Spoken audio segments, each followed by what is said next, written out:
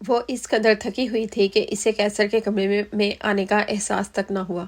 آج ان دونوں کی شادی کی پہلی رات تھی، مگر اس رات میں نہ دلہنوں والی خوشی تھی اور نہ ہی کسی خواب جیسا احساس۔ یہ رشتہ جیسے اچانک ان دونوں کی زندگی پر مسلط کر دیا گیا تھا۔ کیسر کے لیے بھی یہ سب کچھ کسی صدمے سے کم نہیں تھا۔ وہ تو پاکستان صرف چند دن کے لیے آیا تھا۔ اسے کیا معلوم تھا کہ ایک تقریب میں شرکت کرتے ہوئے خود اس کی شادی ہو جائے گی، وہ بھی ایسی لڑکی سے جس سے اس کا کوئی تعلق نہیں تھا، صرف رسمی سلام دعا تک محدود تھی۔ کبھی راستے میں ملاقات ہو جاتی تو مختصر سا سلام کر لیتا اور وہ جواب دے کر خاموشی سے آگے بڑھ جاتی۔ لندن سے واپس آتے وقت کیسر نے یہ نہیں سوچا تھا کہ اس کی زندگی اسے اچانک اس موڑ پر لے آئے گی۔ کمرے میں داخل ہو کر اس نے خاموش نظروں سے دیکھا۔ وہ بے خبر سو رہی تھی، جیسے تھکن نے اسے دنیا و مافیا سے بے نیاز کر دیا ہو۔ کیسر نے دھیمی سانس لی اور کپڑے لے کر باتھ روم کی طرف بڑھ گیا۔ شاید گرم پانی اس کے ذہن میں اٹھتے طوفان کو کچھ دیر کے لیے پرسکون کر دیتا۔ پانی گرنے کی مسلسل آواز نے اسے آہستہ آہستہ جگا دیا۔ اس کی پلکیں گھبراہٹ سے جھپکی۔ کیسر آ گیا؟ وہ فوراً سیدھی ہو کر بیٹھ گئی۔ اسے خود حیرت تھی کہ اتنی پریشانی کے باوجود وہ سو کیسے گئی۔ دادی اماں اکثر کہتی تھی کہ وہ دنیا کی سب سے بے فکر سونے والی لڑکی ہے، جہاں موقع ملا وہیں نیند آ جاتی ہے، مگر آج نیند نہیں، گھبراہٹ اس کے باوجود اس پر حاوی تھی۔ وہ کیسر کا سامنا کرنے سے کترا رہی تھی، لیکن اب اس سے بچنا ممکن بھی نہیں تھا۔ چند دنوں میں جتنی بار بھی اس نے کیسر کو دیکھا تھا وہ ہمیشہ خاموش، سنجیدہ اور اپنے خیالات میں گم نظر آیا تھا۔ پھر اچانک پانی بند ہونے کی آواز آئی۔ اس کا دل بے اختیار تیزی سے دھڑکنے لگا۔ اب وہ باہر آئے گا۔ اسی لمحے باتھ روم کا دروازہ کھلا اور کیسر باہر آ گیا۔ اسے جاگتا دیکھ کر وہ چند لمحوں کے لیے رکا، جیسے توقع نہ ہو کہ وہ ابھی تک بیٹھی ہوگی۔ السلام علیکم، اس نے دھیرے سے کہا۔ وعلیکم السلام۔ کیسر کی آواز ہمیشہ کی طرح سنجیدہ تھی۔ وہ سامنے رکھی کرسی پر جا بیٹھا۔ کمرے میں ایک عجیب سی خاموشی پھیل گئی۔ تم چاہو تو کپڑے بدلو، آخرکار فیصل نے خاموشی توڑ دی۔ وہ آہستہ سے بولی، مگر اپنی جگہ سے نہ ہلی۔ کیسر نے ایک لمحہ آنکھیں بند کیے، جیسے خود کو مشکل گفتگو کے لیے تیار کر رہا ہو۔ دیکھو، جو کچھ ہوا وہ شاید ہم دونوں میں سے کوئی بھی نہیں چاہتا تھا۔ وہ خاموشی سے اس کی بات سنتی رہی۔ میں پوری کوشش کروں گا کہ تمہیں کبھی میری وجہ سے تکلیف نہ ہو، لیکن میں لندن میں کسی سے وعدہ کر کے آیا تھا۔ اس کے الفاظ زیرے تھے، مگر ہر لفظ جیسے دل پر اتر رہا تھا، اور یہاں آ کر سب کچھ بدل گیا۔ وہ کچھ دیر کے لیے رکا، پھر بولا، میں اپنی ذمہ داریوں سے بھاگنے والوں میں سے نہیں ہوں۔ تمہیں کبھی کسی چیز کی کمی نہیں ہونے دوں گا۔ مگر وہ خاموش ہو گیا۔ مگر مجھ سے اس رشتے سے زیادہ امید مت رکھنا۔ کمرے میں پھر خاموشی اتر آئی۔ وہ خاموش بیٹھی تھی، جیسے ہر لفظ اپنے اندر جذب کر رہی ہو۔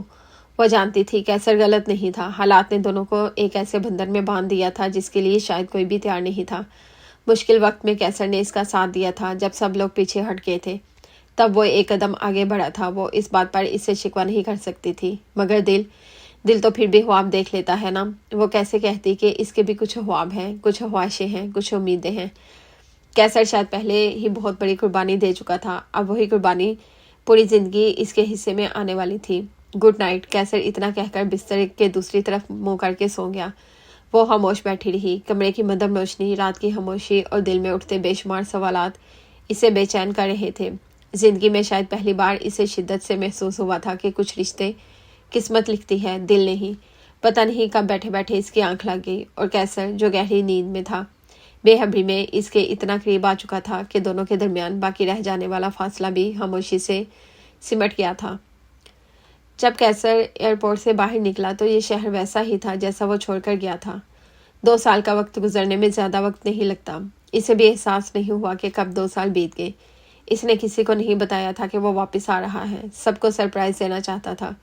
کیپ لے کر وہ گھر کی طرف چل پڑا۔ جب گاڑی خان ہاؤس کے سامنے رکی تو وہ حیران رہ گیا۔ کافی رونق اور لائٹنگ تھی۔ سب سے پہلے نظر سیرت بیگم پر پڑی، جو پہلے تو حیرت سے کھڑی رہ گئی، پھر جپٹ کر اسے گلے لگا لیا، اور سہیل خان، دادی جی اور گھر کے باقی سب لوگ اسے دیکھ کر حیرت اور خوشی سے بپھر گئے۔ مجھے بتا دیتے، میں گاڑی بھیج دیتا، سہیل خان نے اسے گلے لگا کر کہا۔ میں سرپرائز دینا چاہتا تھا ڈیڈ، لیکن یہ سب کیا ہو رہا ہے؟ اس کا اشارہ لائٹنگ کی طرف تھا۔ مسکان کی مہندی ہے کل، دادی نے اسے اپنے پاس بٹھاتے ہوئے کہا۔ مسکان کون ہے؟ ارے ہائے، اقبال صاحب کی بیٹی، ہمارے گھر میں ہی رہتی ہے وہ۔ باہر جا کے سب کچھ بھول گیا، دادی نے اس کے سر پر پیار سے تھپ تھپاتے ہوئے کہا۔ کیسر واقعی بھول گیا تھا۔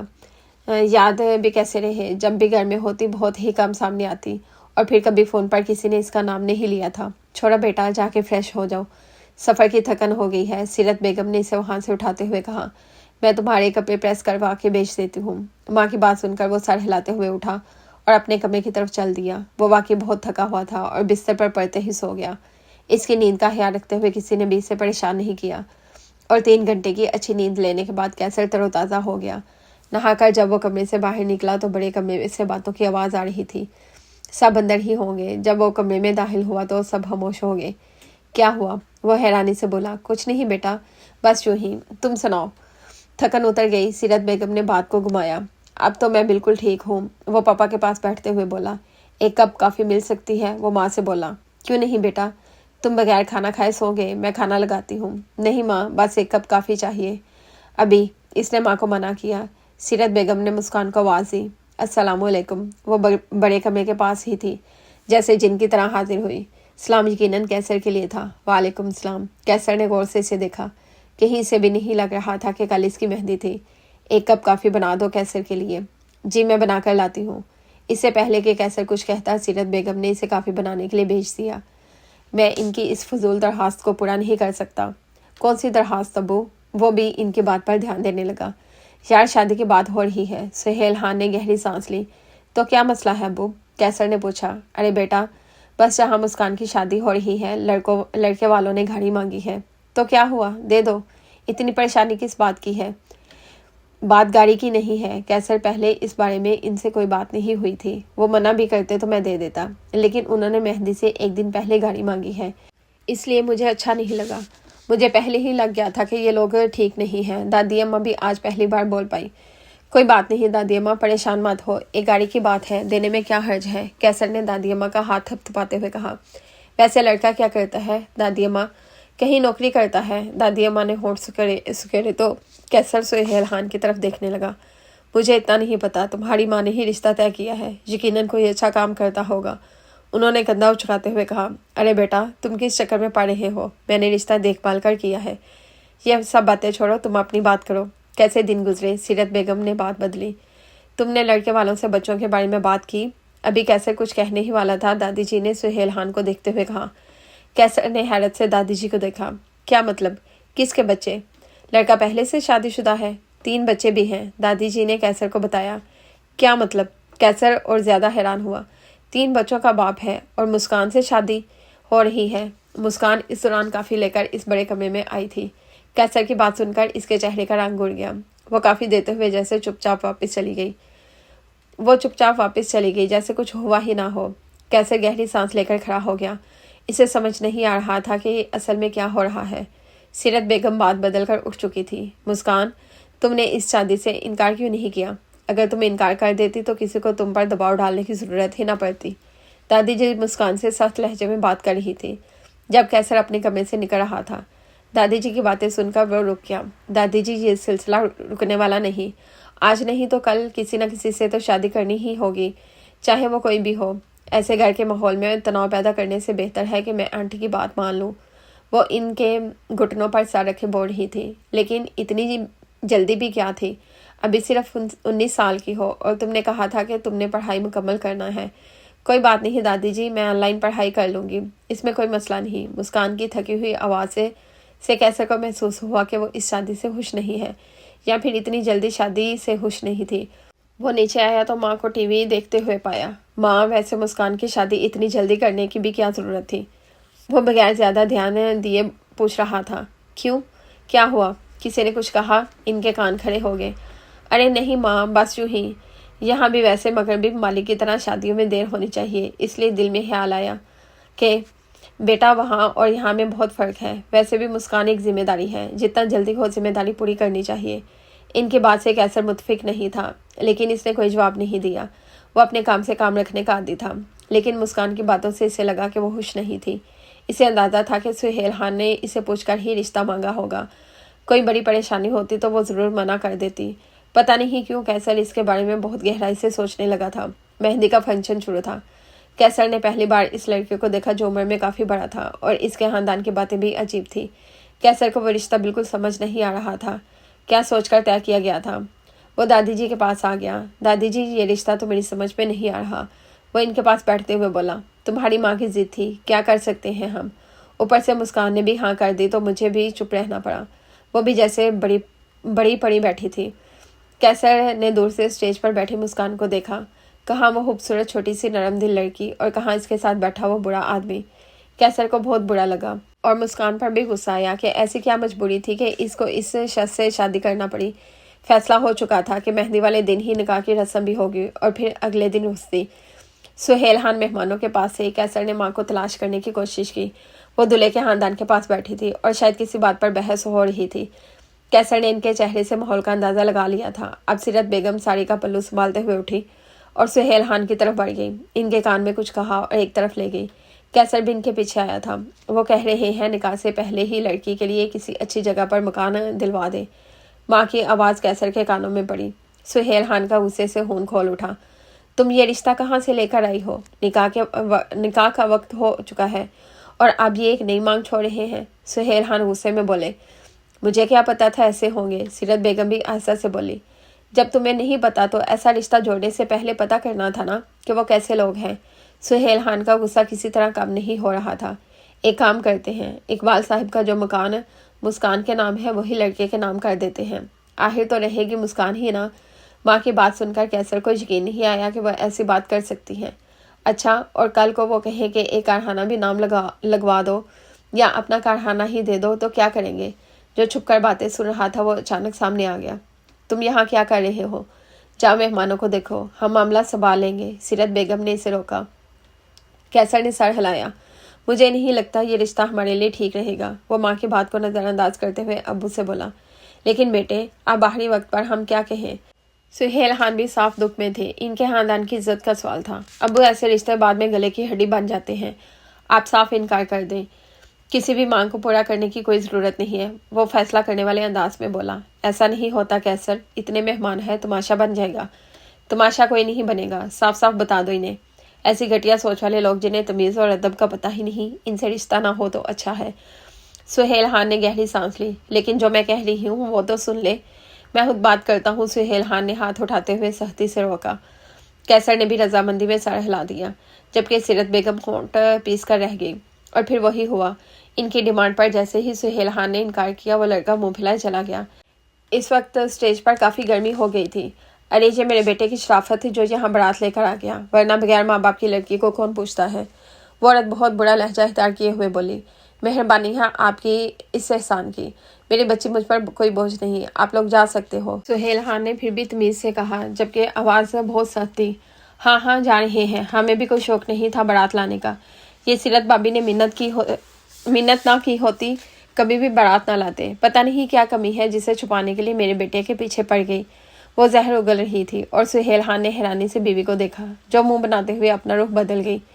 میری بیٹی میں کوئی کمی نہیں، پاک ہے وہ، اور آپ براہ کرم عزت سے یہاں سے جائیں۔ سہیل خان سے اور برداشت نہ ہوا۔ ہاں ہاں جا رہے ہیں، رکھو اپنی لڑکی اپنے پاس، اگر اتنی ہی اچھی ہے تو اپنے بیٹے سے کروا دیتے نا شادی، ہمارا وقت کیوں ضائع کیا ہے؟ اس بار وار بالکل صحیح جگہ لگا۔ سہیل خان نے ایک نظر بیٹے کو دیکھا جس کی نظر سامنے بیٹھی اس کم عمر لڑکی پر تھی جس کی آنکھوں میں آنسو تھے اور سر جھکا ہوا تھا۔ ایسا ہی ہوگا۔ اچانک سہیل خان کی بات پر سب حیران ہوئے۔ کیسر تو کچھ لمحے بول ہی نہ پایا، لیکن وہ پاپا کے فیصلے کے خلاف نہیں جا سکتا تھا۔ یہ آپ کیا کہہ رہے ہیں؟ مسکان اور کیسر؟ سیرت بیگم حیران رہ گئی۔ کیوں، اس میں کیا برا ہے؟ وہ ماتھے پر ہاتھ پھیرتے ہوئے بولے، اور آپ لوگ ابھی تک یہیں کھڑے ہیں، یہاں سے جا سکتے ہیں کیونکہ تھوڑی دیر میں میرے بیٹے کا نکاح مسکان سے ہوگا۔ سہیل خان بالکل پکے انداز میں بولے کہ دوبارہ کسی کو بولنے کی ضرورت نہ ہوئی۔ مسکان اقبال بنت محمد اقبال، آپ کا نکاح کیسر سہیل بن سہیل خان سے 20 لاکھ کے طے شدہ حق مہر کے ساتھ کیا جاتا ہے، کیا آپ کو یہ نکاح قبول ہے؟ اس کی آنکھیں نم تھی اور جسم کانپ رہا تھا، ایسا لگ رہا تھا جیسے کوئی بکری بیر ہو۔ ایک نے پسند نہیں کیا کہ اب دوسرے کے سامنے رکھ دیا۔ قبول ہے، انکار کی کوئی گنجائش پہلے بھی نہیں تھی اور اب بھی نہیں تھی۔ قبول کہنے کے بعد سب کے ہاتھ دعا کے لیے اٹھے تو سیرت بیگم نے نفرت سے مسکان کو دیکھا، جس سے چھٹکارا پانے کے لیے اتنا کچھ کیا تھا اب ہمیشہ کے لیے ان کے سامنے رہے گی۔ سب مہمانوں کو کھانا پیش کیا گیا۔ اپنے بیٹے کو اکیلا کھڑا دیکھا تو سہیل خان اس کے پاس آ گئے۔ ناراض تو نہیں؟ اس نے بیٹے کا ہاتھ پکڑتے ہوئے بولا۔ ایسا کیوں سوچتے ہو ابو؟ پتہ نہیں کیوں ڈر لگ رہا ہے کہ تمہارے اور مسکان کے ساتھ زیادتی تو نہیں کی، تم دونوں کی رائے لیے بغیر ہی یہ نکاح کروا دیا۔ وہ دل کی بات زبان پر لے آئے۔ ابو اگر اعتراض ہوتا تو قبول نہ کہتا۔ وہ مسکرا کے ان کے دل کا بوجھ ہلکا کر گیا۔ ہمیشہ خوش رہو بیٹا، مجھے پورا یقین ہے کہ مسکان تمہارے لیے ایک بہترین ہمسفر ثابت ہوگی، بہت سمجھدار اور نیک لڑکی ہے، اللہ تم دونوں کے نصیب اچھے کرے۔ آمین۔ وہ انہیں دعا دے رہے تھے، کیسر مسکرا دیا کیونکہ اس کے ابو خوش تھے۔ رات کے 3 بجے تھے جب وہ کمرے میں داخل ہوا تو وہ سو چکی تھی۔ وہ اتنی تھکی ہوئی تھی کہ کیسر کے آنے کا پتہ تک نہیں چلا۔ آج ان کی شادی کی پہلی رات تھی، لیکن یہ شادی عام شادیوں جیسی بالکل نہیں تھی۔ یہ رات اس کے لیے بہت بڑی تھی۔ کہاں وہ کسی اور کی شادی میں گیا تھا اور کہاں خود اس کی اپنی شادی ہو گئی، وہ بھی اس لڑکی سے جس کا اس سے بس ایک عام سا تعلق تھا۔ عام بھی کیا، کبھی کبھار مل جائے تو وہ سلام کرتا اور وعلیکم السلام کہہ کے آگے نکل جاتی۔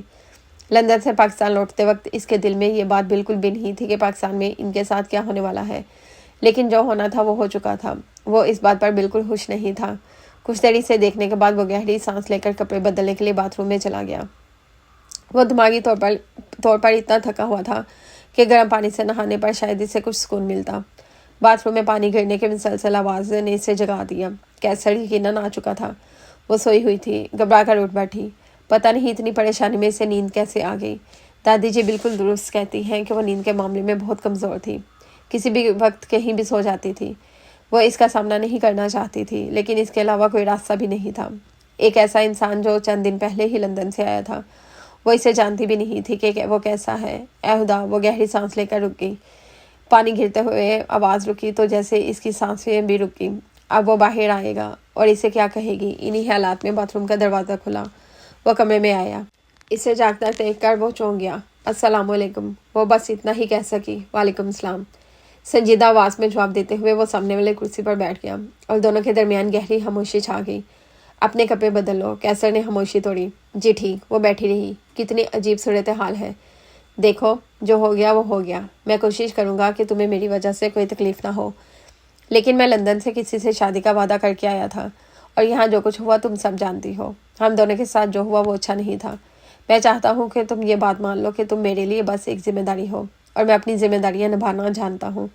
تمہاری ضرورت کا میں ہمیشہ خیال رکھوں گا، لیکن اس سے زیادہ مجھ سے کوئی توقع مت رکھنا۔ وہ بولتا جا رہا تھا اور وہ پتھر کی مورت بنے سن رہی تھی۔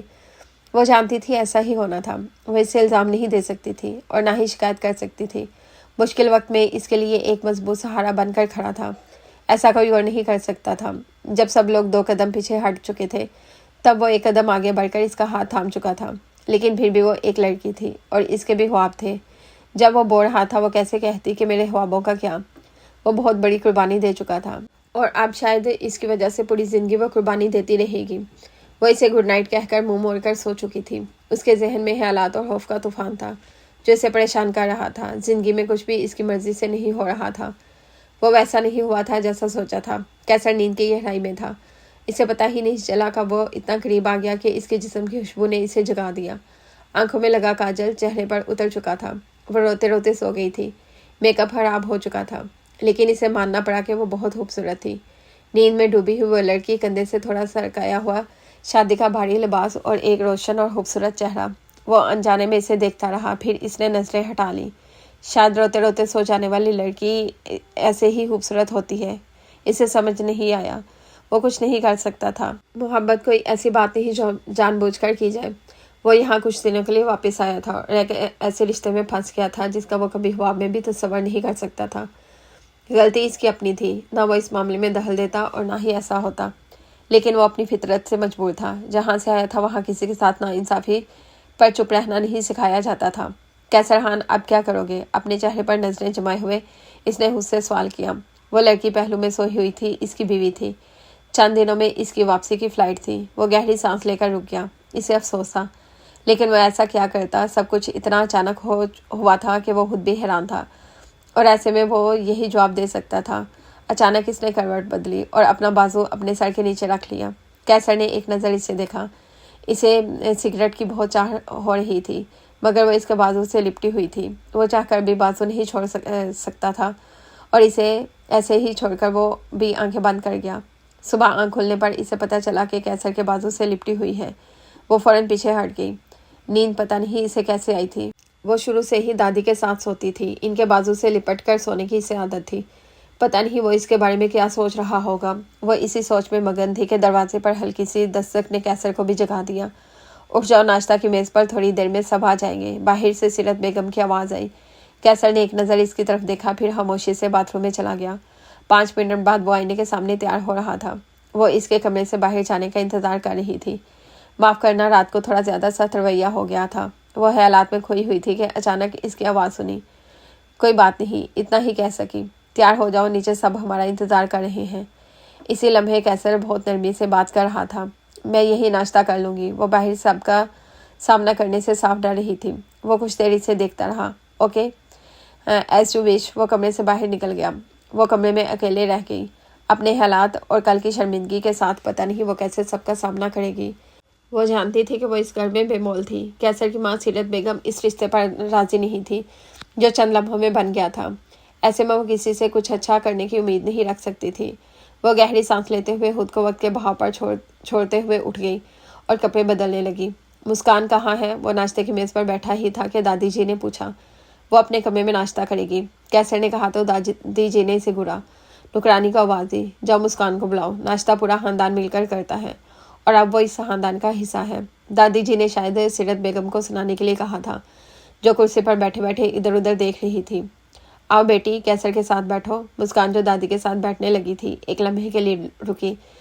कैसर ने कोई रद्द-ए-अमल नहीं दिया, लेकिन सीरत बेगम के चेहरे पर कई जज्बात एक साथ उभर आए। मुस्कान चाहे ना चाहे कैसर के पास वाली कुर्सी पर बैठ गई। जैसे ही सुहेल खान आए, नाश्ता लगा दिया गया। तो फिर क्या इरादा है कैसर? आज रात वलीमे के बाद हनीमून का प्लान बना लो, दादी जी ने नाश्ता करते हुए बहुत प्यार से कहा। कैसर के हाथ रुक गए और मुस्कान को समझ ही नहीं आ रहा था कि क्या कहे। अभी कुछ प्लान नहीं है, मेरे कुछ ज़रूरी काम है, कैसर ने मुख्तसर जवाब दिया। क्या मतलब प्लान नहीं? मुस्कान मेरे प्यारे इकबाल भाई के साहब की निशानी है। मैं नहीं चाहती कि इसकी कोई भी ख्वाहिश अधूरी रह जाए। कैसर बिल्कुल ठीक कह रहा है, इसे कुछ काम होंगे। इस बार सीरत बेगम भी चुप नहीं रह सकी। मैं क्या बोल रही हूँ? दादी जी ने सीरत बेगम की बात नज़रअंदाज कर दी। कैसर ने एक नज़र मुस्कान को देखा।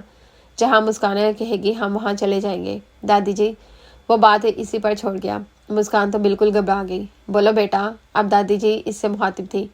उनका दिल नहीं मान रहा था कि फ़ौरन इसे हनीमून पर भेज देती, और मुस्कान को समझ नहीं आ रही थी कि क्या बोले।